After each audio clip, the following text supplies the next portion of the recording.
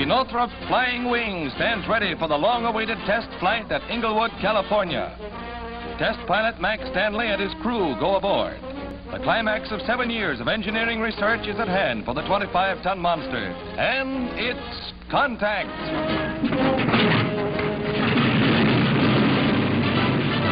The four 3,000-horsepower motors turn the coaxial propellers on the 25-ton giant.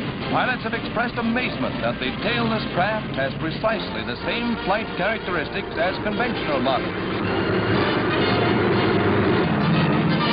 With slow, almost lazy grace, the 172 feet of wing is airborne.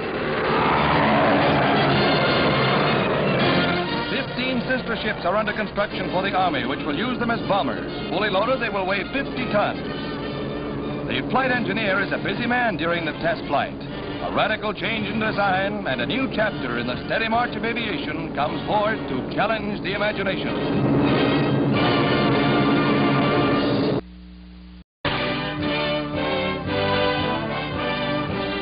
John W. Snyder is sworn in as Secretary of the Treasury before a large Washington crowd.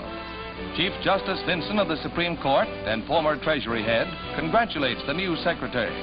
Mr. Snyder, who becomes the 52nd Secretary of the Treasury, was formerly Director of War Mobilization and Reconversion. In accepting the office, he said that his goal would be to balance the budget by 1947.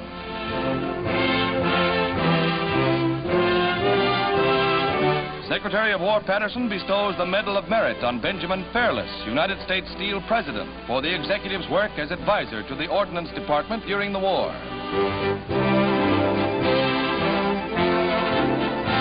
The industrialist is credited with much of the planning and organization that kept weapons moving to battle.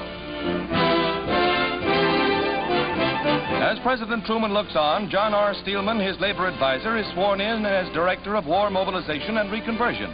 He succeeds John W. Snyder and receives congratulations from the President and, naturally, from Mrs. Steelman. His will be the job of speeding up the nation's peacetime industry.